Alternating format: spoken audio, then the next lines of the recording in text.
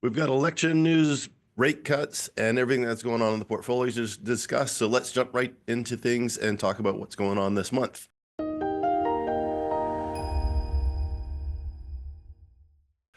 Hello, everyone. As always, my name is Michael LeBlanc, Senior Portfolio Manager with LLC Private Wealth at CG Wealth Management, and welcome to our monthly update for October 2024. As some of you might have watched last month, I was traveling, I was on the road. I was in Italy and France for a little bit. I'm back in the office this week. So just in time for the atmospheric river to hit Vancouver, and of course everyone who's badly affected by it. We feel for you and hope everyone's staying dry out there, and hopefully we've passed this for a while here in Vancouver, but. Well, let's jump into kind of what's going on in the portfolios. Remember, everything in these videos are for information purposes only. Do your own due diligence. Go to our website. Go to mikeonmoney.com. That takes you to our website. Um, or even better yet, reach out to us. Our email is llc@cgf.com. Happy to look at any of your portfolios, the inside, outside Canaccord that you might have some question about, and give you any relevant feedback that fits your situation. So let's talk about the tactical portfolio, as this is the monthly tactical update.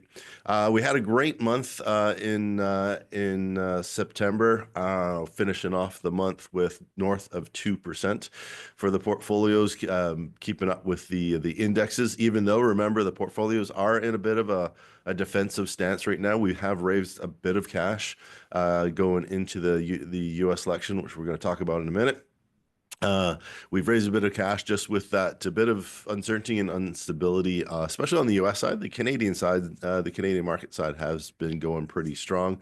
At the end of September, the 1-year number, the 1-year performance number on our equity portfolio has been great, north of 28% on a 12 roll-in 12-month performance. And remember, that performance is with less than 2% exposure to those Magnificent Seven companies, the ones that have been driving pretty much the U.S. market for the last 12 months, the NVIDIAs, the Microsofts, anything rated with AI investing, the chip manufacturers down in the U.S. We've had a pretty modest exposure to those purposely because they are very volatile, but the portfolio has been keeping up with a very strong 12 months performance, and it continues on. October has started off pretty strong as well. So we'll have the end of the month numbers for our next video, but things in October have been going really well. We did do a little bit of trimming on those utility positions we've talked about for the last couple of months. We still love the utilities. They had a big run. We had Capital Power have a really strong run of north of 25% rally in a very short time. So we brought it back to its original weight, and we didn't get rid of it. We love it. We just brought it back to its original weight, and so a little bit of trimming on those. But overall, the portfolio has been pretty steady for the last couple of months. As I said, racking up some pretty good performance numbers.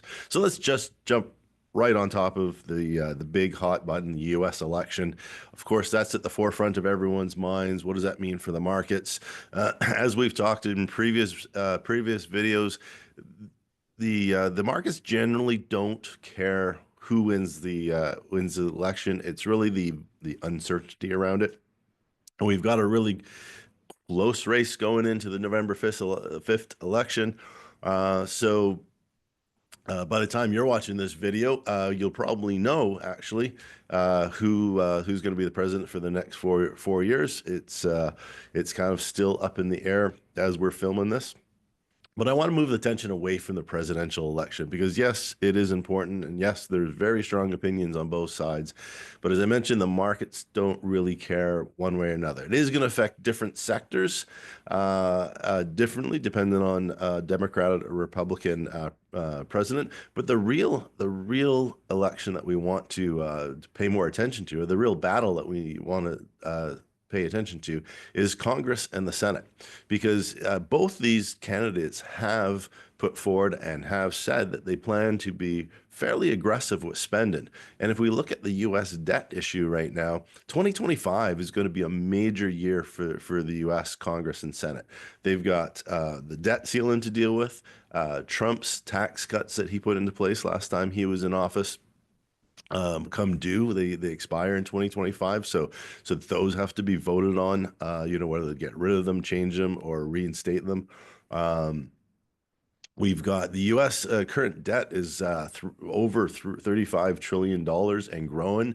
It's at 125% of their GDP, which any experts would have told you 5, 10 years ago that that number is over 100% is a breaking barrier, and they're at 125, and since Q4 2023, the debt down there has grown by 1.7, almost 1.8 trillion dollars. So at the current rate that they're spending down there, there's certainly nowhere near surplus to start reducing that.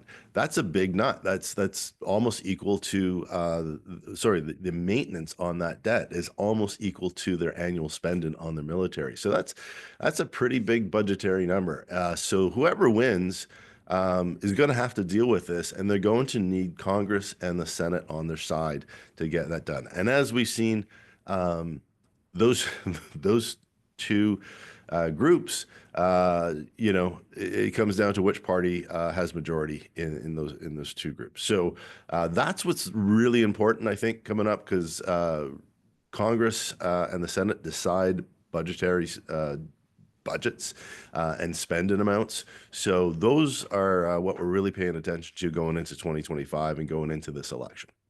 So I'm not going to make a call. I'm not going to make a guess, but that's what we're dealing with down in the U.S. Obviously, in Canada, we've had some elections.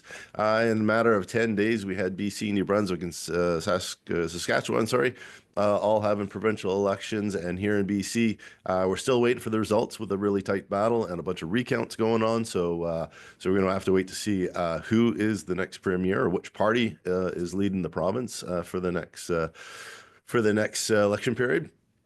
And of course, federally in Canada, the landscape continues to be unstable with all the noise around Trudeau and whether he should be ousted or whether they're going to have a non-confidence vote for him. The markets remain pretty unconcerned about the Canadian elections. So we keep an eye on that, but in the short term, not much impact in the markets. So with that, that's everything we have for this month. We're trying to keep these videos updates a bit shorter. Just make sure you can get the information, but trying to cut out too much fluff or too much of me just rambling on. Let us know what you think of the new shorter formats. You like, you don't like, you prefer the longer formats. Any feedback we love. You can put comments in the video here. Of course, you can email us. Remember, llc@cgf.com. We're happy to hear anything like that. Also, next month, by the way, we're going to start updates as well for our small cap strategy.